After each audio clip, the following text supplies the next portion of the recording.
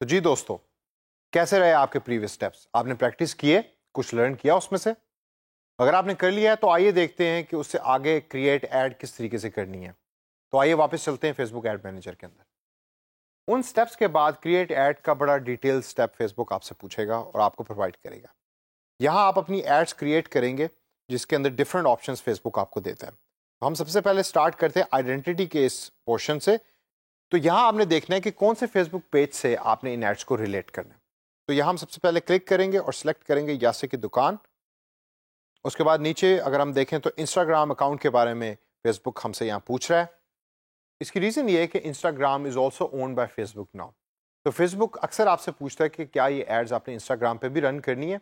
आगे चल के हम डेडिकेटेड सेशन इंस्टाग्राम के ऊपर करेंगे और मैं आपको बताऊंगा कि इंस्टाग्राम को आप एड्स के लिए कैसे यूज़ कर सकते हैं। तो अभी इस ऑप्शन को हम ऐसे ही छोड़ते हैं। नीचे आता है फॉर्मेट का पोर्शन, जो बड़ा इंपॉर्टेंट पोर्शन है। यहाँ आपको फेसबुक 4 डिफरेंट किस्म की ऑप्शंस देता है अपनी एड्स को रन करने के लिए। पहली ऑप्शन है क्राउजल एड्स। क्राउजल एड्स वो एड्स होती हैं जिसमें 3-4 डिफरेंट किस्म की एड्स या 3-4 एड्स एक ही जगह पे अपीयर हो रही होती हैं और आप एरो की मदद से स्क्रॉल राइट और स्क्रॉल लेफ्ट कर रहे होते हैं। क्राउजल एड के बाद दूसरी टाइप एड्स हैं सिंगल इमेज, जो अक्सर फेसबुक पे आप देखते हैं। एक ही इमेज होता है और उसके ऊपर और नीचे टेक्स्ट लिखा हुआ होता है। फिर हमारे पास आती हैं सिंगल वीडियो, जिसके अंदर वीडियो एड्स आप फेसबुक पे पोस्ट करते हैं। और फिर है स्लाइड शो। स्लाइड शो और कैराउजल के अंदर फ़र्क ये है कि स्लाइड शो के अंदर ऑटोमेटिक पिक्चर्स चेंज हो रही होती हैं, जबकि कैराउजल के अंदर आपको पिक्चर्स एरो की मदद से चेंज करनी होती हैं। यहाँ हम सिंगल इमेज ऐड पे क्लिक करेंगे और स्क्रॉल डाउन करके देखते हैं। और जब आप स्क्रॉल डाउन करते हैं तो फेसबुक हमसे सबसे पहले इमेज मांगता है कि आप इस ऐड का इमेज क्या रखना चाहते हैं। बाय डिफ़ॉल्ट जो यासे की दुकान की कवर फोटो है वो यहाँ एज एन इमेज सेलेक्ट हुई हुई है, लेकिन मैं चाहता हूँ कि मैं यहाँ नया इमेज सेलेक्ट करूँ। तो मैं या तो ब्राउज लाइब्रेरी कर सकता हूँ या ऐड न्यू इमेज के इस बटन पे क्लिक कर सकता हूँ, या फ्री स्टॉक इमेजेस, जो फ्री इमेजेस फेसबुक हमें प्रोवाइड करता है, उनको भी अपनी ऐड के अंदर ऐड कर सकता हूँ या एम्बेड कर सकता हूँ। तो मैं यहाँ फ्री स्टॉक इमेजेस पे क्लिक करूंगा और देखूंगा कि फेसबुक मुझे कौन कौन सी ऑप्शंस देता है। अब अगर आप यहाँ गौर करें तो यहाँ ज्यादातर कपड़ों के रिलेटेड इमेजेस नजर आ रहे हैं। ये सारे वो इमेजेस हैं जो बिल्कुल फ्री फेसबुक आपको प्रोवाइड कर रहा है, जो आप अपनी ऐड में यूज कर सकते हैं। लेकिन मेरा आपसे क्वेश्चन है, फेसबुक को यहाँ कैसे पता लगा कि मैं कपड़ों ही के रिलेटेड इमेज अपनी ऐड में यूज करूंगा? इसका आंसर क्या है? सोचिए कि कैसे पता लगा फेसबुक को, और सेशन के एंड के अंदर मैं आपको इसका आंसर बताऊंगा। इनमें से एक पिक्चर को सिलेक्ट करें। पिक्चर को सिलेक्ट करने के बाद कंफर्म के इस नीले बटन पर क्लिक कीजिए और ये पिक्चर यहाँ अपीयर हो जाएगी। यहाँ एक चीज़ याद रखिए कि जो पहले कवर फोटो एडिट है उसको डिलीट करना मत भूलिए। जब आप इसको डिलीट करेंगे तो सिर्फ अब एक ही पिक्चर अपीयर होगी जो आपने अभी रिसेंटली सेलेक्ट की है। नीचे स्क्रॉल डाउन करें और स्क्रॉल डाउन के अंदर राइट साइड के ऊपर आपके सामने ऐड प्रीव्यू आ रहा है, जिसमें by default mobile phone news feed, यानी कि मोबाइल पे जो लोग सर्च फेसबुक पे कर रहे होंगे उनके सामने ऐड कैसे अपीयर होगी वो नज़र आ रही है। आप इसको चेंज भी कर सकते हैं, लेकिन हम इसको ऐसे ही छोड़ेंगे अभी फिलहाल। और लेफ्ट साइड के ऊपर टेक्स्ट नज़र आ रहा है, आप यहाँ ऐड के ऊपर जो अपीयर होता है टेक्स्ट, उसको चेंज कर सकते हैं। करंटली यहाँ वॉचिंग PSL लिखा हुआ है, इसको हम चेंज करेंगे और हम लिखेंगे सेल 25% और एंटर। Bye now.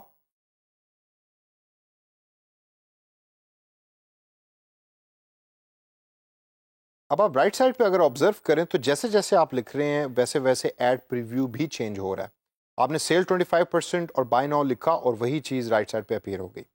इसके बाद ऐड ए वेबसाइट यूआरएल का एक ऑप्शन फेसबुक आपको देता है। आप इस पर अगर क्लिक करें तो यहाँ आप अपनी वेबसाइट का यूआरएल यानी वेबसाइट का एड्रेस भी लिख सकते हैं और ऐड की ओवरऑल लुक भी चेंज हो जाएगी। इमेज के नीचे हेडलाइन भी आ गया, वेबसाइट का यूआरएल भी आ गया, कुछ और टेक्स्ट भी आ गया। तो आए हम उसको एक्सप्लोर करते हैं कि ये बाकी टेक्स्ट क्या है। सबसे पहले वेबसाइट यूआरएल लिखें। तो फॉर एग्जांपल अगर हमारी वेबसाइट का यूआरएल है www.ykd.pk, तो मैं ये यहाँ लिखूंगा और साथ साथ राइट साइड पे ऑब्जर्व करते रहें कि आपका वेबसाइट एड्रेस अपडेट हो जाएगा ऐड के ऊपर। उसके बाद नीचे डिस्प्ले लिंक को एज इट इज़ छोड़ दें। डिस्प्ले लिंक अगर आप अपने वेबसाइट एड्रेस को बड़ा करके दिखाना चाहते हैं हेडलाइन की जगह के ऊपर, तो ये यहाँ आप लिख दें। मुझे ये ऑप्शन को इतनी पर्सनली पसंद नहीं, क्योंकि मैं चाहता हूँ कि हेडलाइन ज़्यादा इम्पैक्ट क्रिएट करती है एक एडवर्टाइजमेंट पे। तो मैं हेडलाइन के अंदर लिखूंगा बाय नाउ और आप ऑब्जर्व करें कि जिधर मेरा वेबसाइट एड्रेस लिखा हुआ था ब्लैक बोल्ड में, अब वहाँ बाय नाउ लिखा हुआ आ गया। इसके बाद नीचे न्यूज़ फीड लिंक डिस्क्रिप्शन की ऑप्शन फेसबुक आपको देता है। ये ऑप्शन अक्सर यूज़ होती है कीवर्ड सर्च के अंदर और सोशल मीडिया ऑप्टिमाइजेशन के अंदर।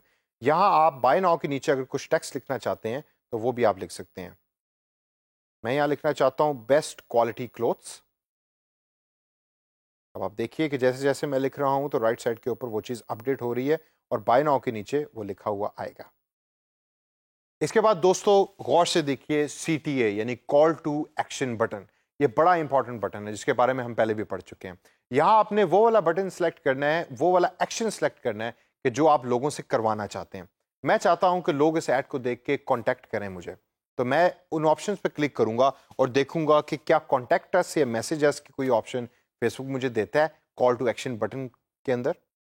कांटेक्ट अस पे क्लिक करें और अब एक बटन अपीयर हो जाएगा आपकी ऐड पे जिसके ऊपर लोग क्लिक कर सकते हैं और आपको मैसेज दे सकते हैं या मैसेज पहुंचा सकते हैं आप तक।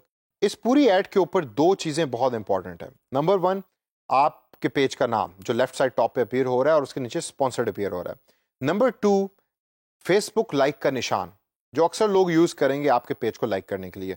और number 3, call to action button जो सबसे नीचे बॉटम में अपीयर हो रहा है जिधर करंटली हमने कॉन्टैक्ट अस के बटन को सिलेक्ट किया।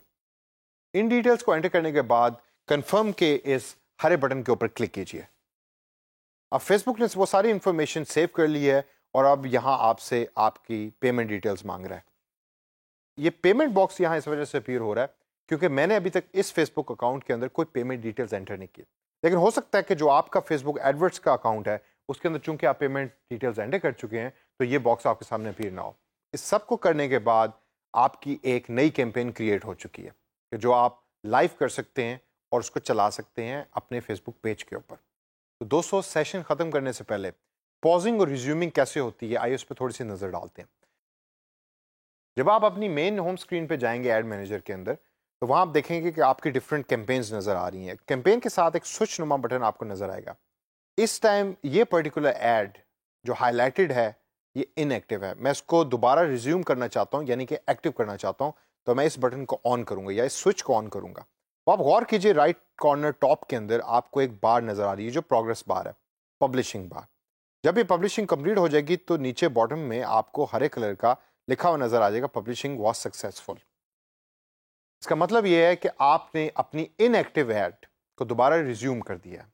इसी तरीके से जब आपने किसी ऐड को दोबारा इनएक्टिव करना है तो उस स्विच को दोबारा प्रेस कीजिए और वो ऐड इनएक्टिव हो जाएगी।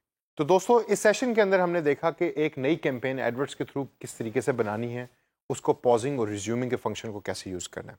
इसको प्रैक्टिस कीजिए और बड़े अच्छे तरीके से प्रैक्टिस कीजिए क्योंकि फ्रीलांसिंग के काम के अंदर ये जॉब आप अक्सर कर रहे होंगे।